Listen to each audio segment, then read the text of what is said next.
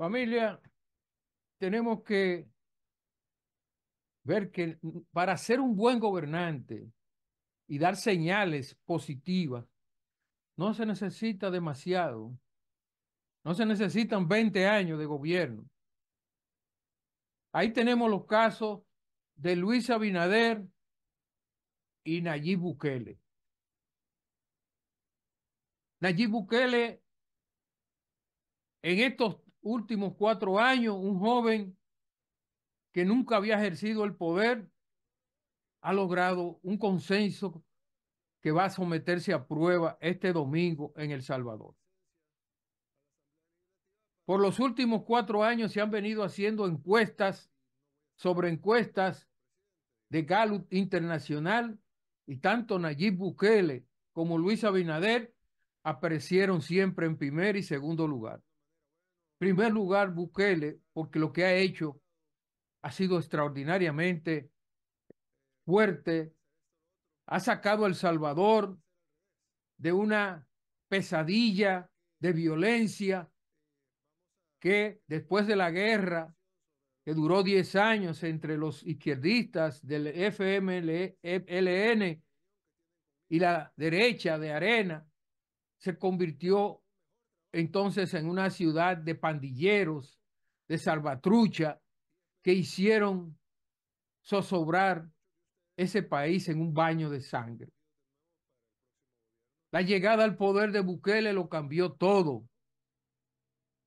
Más de 70,000 pandilleros arrestados y ahora van a entrar a una mega cárcel que él ha construido para que desde allí los que quieran puedan regenerarse.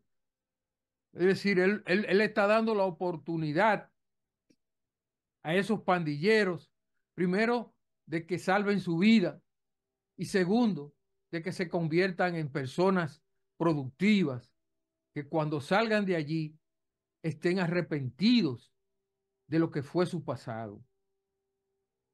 Salvatrucha no tenía más que el control total de las calles en El Salvador. Mataban a diestra y siniestra y esto nadie lo había podido controlar. Ningún gobernante de las últimas décadas podía frenar esa ola de violencia. Esto ha sido un ejemplo para el mundo que no podía ser más contundente. Nayib Bukele va a las urnas porque es realmente imprescindible, pero su victoria va a ser aplastante, demoledora, porque ni siquiera tiene candidatos opositores que valgan la pena. Señores, el caso de Luis Abinader es similar en su dimensión. Ahora mismo, Transparencia Internacional ha colocado a la República Dominicana en el puesto número 1 como la nación que mejor ha desempeñado su política anticorrupción en toda América Latina.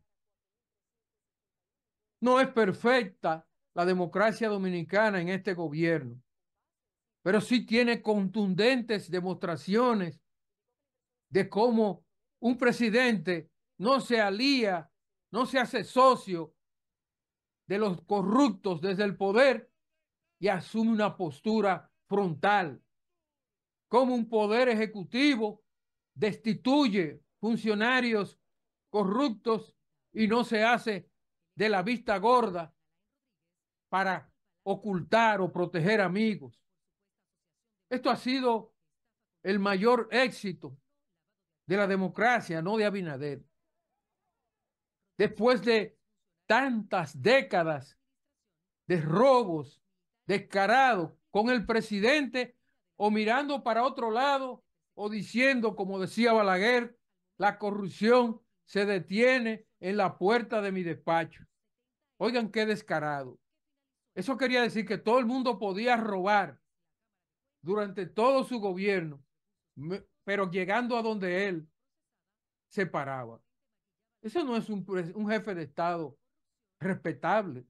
Esa es una frase de contubernio con los corruptos y de tolerancia absoluta. No hay que hablar de los que lo siguieron.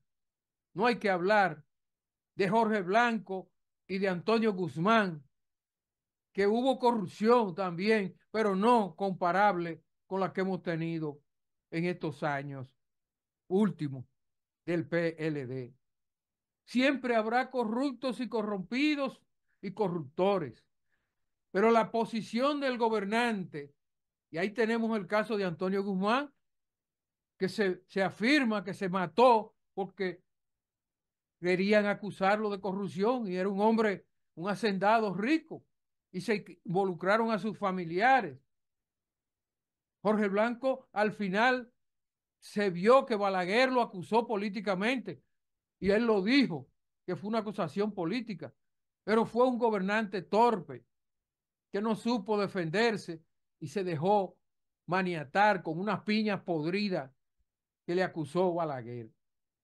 20 millones era la acusación de Jorge Blanco, que no debió nunca caer preso porque el que sí estaba implicado seriamente en actos corruptos era Balaguer. Señores, hay que ser honestos en el enjuiciamiento de la historia. Lo que pasó en los últimos 20 años entre Balaguer, Leonel, Danilo, Jorge Blanco y Antonio Guzmán no se puede tener punto de comparación. El PLD se llevó el Estado en los bolsillos. Aquellos fueron tiempos que realmente es ridículo comparar. Hubo corrupción en el pasado y en todos esos gobiernos, pero no comparable con lo que pasó ahora. Hay corrupción actualmente en el gobierno de Luis Abinader, porque he dicho, y lo hay en el gobierno de Biden, y lo hay en todos los gobiernos, pero ¿cuál es la distancia que toma el gobernante de turno? ¿Y cómo enfoca ese tema? Es lo que importa. ¿Cómo asume la Procuraduría General de la República una confrontación con el crimen político de Estado y con el crimen privado?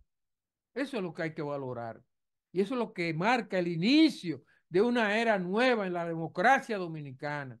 Y por eso no hay que esperar las urnas, no hay que esperar el 19 de mayo. Luis Abinader barrerá como Nayib Bukele en las urnas el 19 de mayo. Bendiciones.